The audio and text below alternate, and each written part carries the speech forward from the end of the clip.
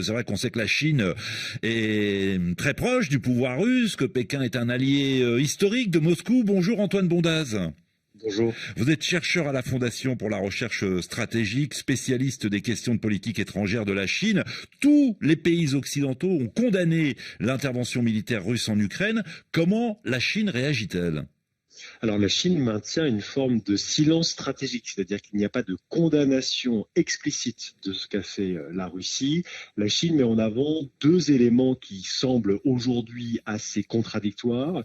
D'un côté, elle met en avant le concept de souveraineté, qu'elle met en avant depuis des dizaines et des dizaines d'années, pour notamment revendiquer sa souveraineté sur Taïwan, sur le Tibet ou sur le Xinjiang. Et donc elle appelle au respect de la souveraineté et en même temps, elle dit reconnaître et comprendre les inquiétudes de sécurité légitimes, comme elle le dit, de la Russie. Et donc on a un entre-deux. L'objectif, il n'est pas de critiquer la Russie, mais il n'est pas non plus de soutenir explicitement la Russie. On a un soutien qui est beaucoup plus implicite et qui est fait non pas tant par les diplomates, mais surtout par les médias d'État qui, eux, ont plus de marge de manœuvre. Ouais, c'est donc la politique du nini.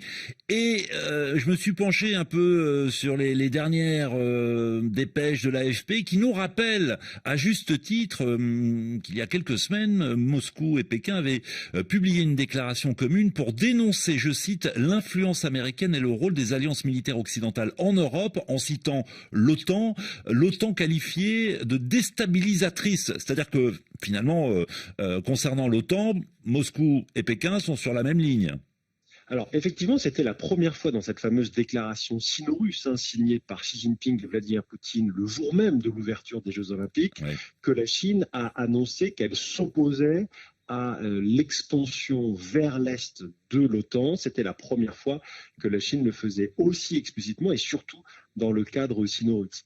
Et en réalité, cette rencontre bilatérale au plus haut niveau entre la Chine et la Russie avait été le phénomène et l'événement marquant de cette journée d'ouverture des Jeux Olympiques. Et à l'époque, alors même que beaucoup commentaient, et à juste titre, cette cérémonie d'ouverture, certains d'entre nous soulignaient que le véritable événement de cette journée, c'était bien ce rapprochement sino-russe qui est ancien, qui a été accéléré depuis 2014 et les événements en Crimée, qui aujourd'hui est de plus en plus visible. Ouais. Bruce, vous disiez avoir deux questions.